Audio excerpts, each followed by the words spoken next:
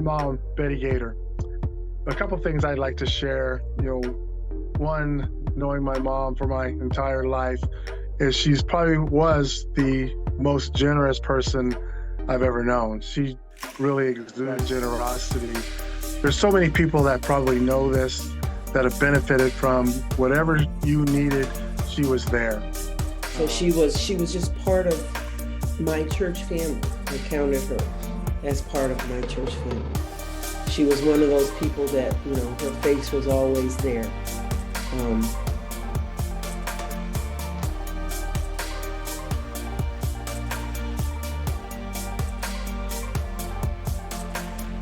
To the Gaiter family from the Phillips family.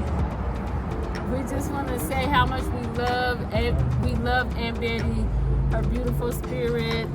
That to us, Bettye stands for beautiful, energetic, tantalizing, terrific, and a yielding spirit. Oh wow! You always got to show us. Thank you, Aunt Bettye, for all that you've done. We really love her so much. Yes. She was a true auntie, and she will always be in our hearts and in my heart. Especially condolence to the Gaiter and Malone family. Thank God for Bettye homes we shared with us. High class investigation, one of the top-notch people in the world. Knew how to love everybody. Gave her soul to nurture everybody. These keep her memory alive. We'll always remember. She'll always be in our spirits, walking by our side. We love you all. We love everyone. Love everyone.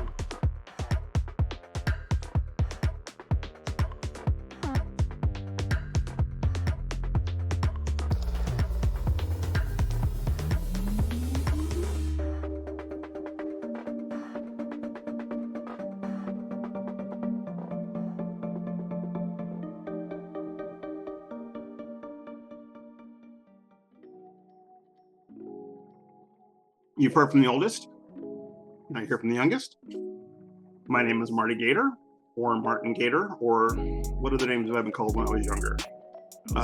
Turn the channel, turn up the volume, fix the antenna. Can you go play? Can you go outside? One of Mom's favorite was she used to call me Dwight, Lydia, Vincent, Martin. Whenever she started running the list, I knew she was calling me. But I miss my mom. And this has been a labor of love for me, to be able to hear other people's take on what they've known about my mom. And it helped me a lot because it told me things that I knew, many things I did not know. Sometimes you do things in life and you can't really figure out why you're doing them. Like, for instance, I can't understand why at this late stage of my life, I've got so many civic responsibilities in Eugene, Oregon. I can't figure it out. And I'm listening to my brother Dwight talk about, well, my mom did this and that and this and that, and the city government, this and that. And I'm go, oh, light bulb. She passed. It was not the best week for me. I had a lot of things going on. None of them good, to be honest with you. I always keep forging forward, and people ask me why, and I couldn't put a finger on it until I really started thinking about my mom's work ethic, because that came up in nearly every single person's description of my mother. Work ethic. I keep going because my mom would expect me to. I love you every day.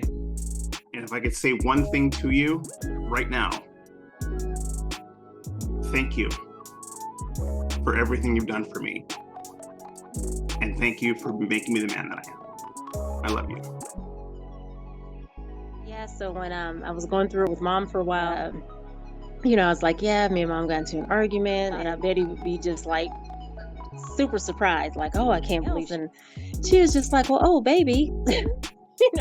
Sometimes things like this happen, and I was just like, I said, I was devastated, and she just took it and just go, well, are you hungry? Just make sure you clean up the kitchen when you're done eating. And I was just like, why is she not just floored by this, and now that I have kids and I'm older, I showed up in the middle of the night, like literally I think I just showed up with the car and maybe a couple things, and I had to go back to mom's and get the rest of my clothes. And the only reason I was allowed to bring my clothes is because I was going to Aunt Betty's house. If I would have went to anybody else's house or to a guy's house or anything else, she's like, you can only take the clothes on your back. You can't take anything that I bought you. But when she found out I was staying with Aunt Betty, because Aunt Betty called her as soon as I got there, she was like, well, I'll make arrangements for you to get your clothes. And I was like, well, she said I couldn't take anything. And she was like, well, you'll be living with me. It'll be okay. And I was just like, that's what you think. But she was right, because I was there, and the relationship she had with mom, yeah, it was fine. So I got to take my clothes and everything else. But had I picked anywhere else to go, I literally would have had to figure it out, kind of thing. But I just thank God for the relationship she had with mom, and the relationship that me and her had, that I could show up in the middle of the night and it was fine to be there, Just that I miss her and I love her, and I wish I could have spent more time with her before she left, That's all. Church family. She was one of those people that, her face was always there. She attended everything she could. And when I left, this was just a year ago, when I left, she was still in church most Sundays. I remember seeing her there. Miss Betty, you've always been one of those people, one of those women in church at New Hope that I looked up to.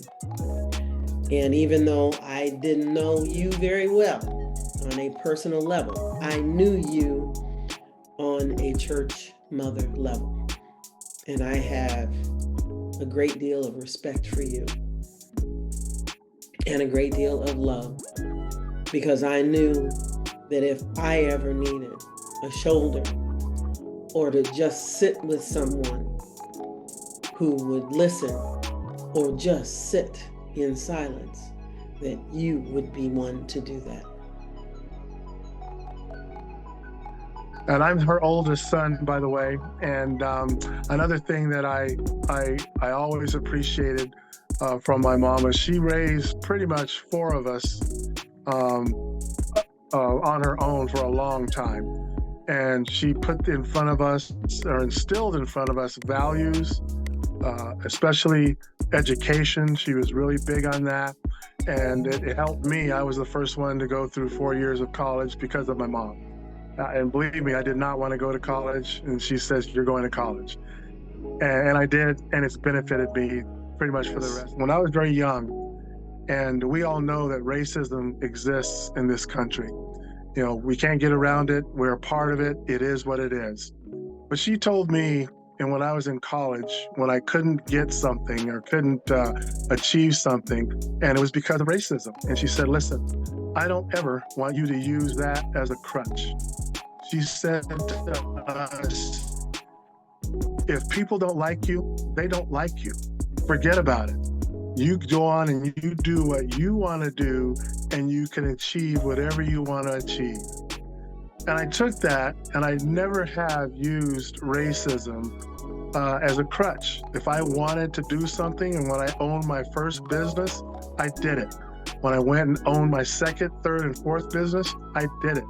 My brothers and sisters are the same. Some of us have owned businesses and in a climate that doesn't allow a black man or a black woman to run and own a business. But because of what my mom said, even though we know it exists, it doesn't matter. You can achieve whatever you want to achieve if you work hard enough. And I've carried that through my entire life, and I've done well for myself and for my family. And it's one of those values that she instilled in me from a very early age. I loved you from the first, and I love you to the last. Was an amazing woman. I felt privileged before I was part of the family to be her friend, and we would have lunch, and I had the opportunity to learn about her career life and what drove her, particularly taking care of her family. That was a main thing for her, and her integrity in her career life impressed me, and we had a bond talking about that. She shared so much with me, was an amazing, amazing woman. Like, she embraced me and welcomed me with open arms. And I so appreciated that and wanted to have that as a model in the future. She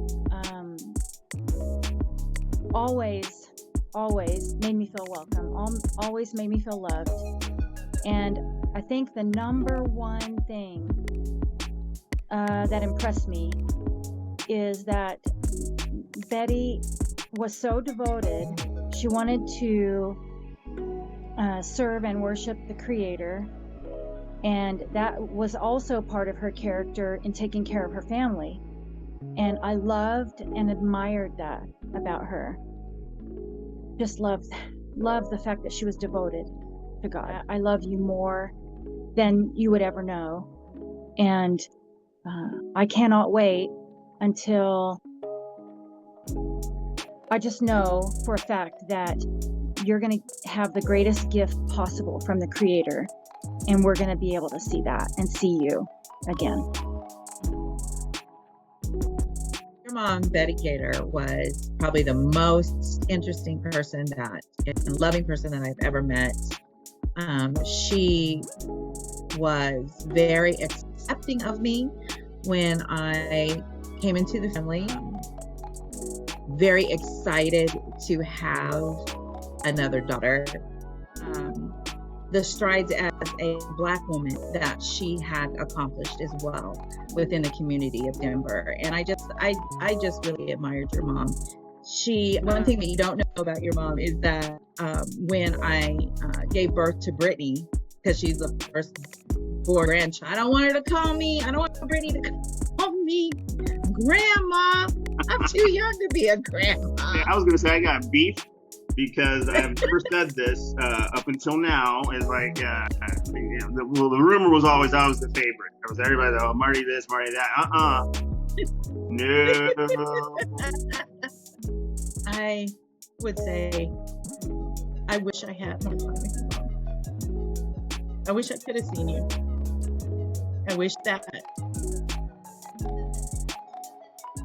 I could have made it back to Denver, just to see you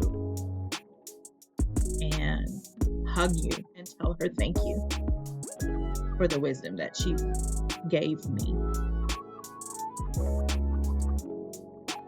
And I love you. I love you too. And what can you tell me about my mom, Bettye Gaiter? About Bettye Gaiter. I mean, what can you not say about her?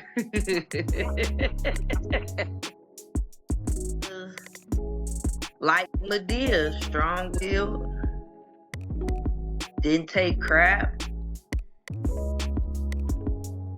passive at times when she felt like she needed to be passive, passive-aggressive when we needed it.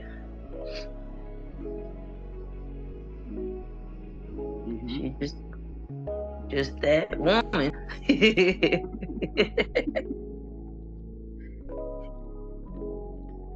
Granted that I love her and I appreciate everything she did for me, everything she taught me, emotionally, mentally. I would tell her thank you for supporting me when I wasn't anything, when I was down on my luck and I was going through what I was going through. And she never changed on me. But I know she's looking out for me. And I know she's in a better space.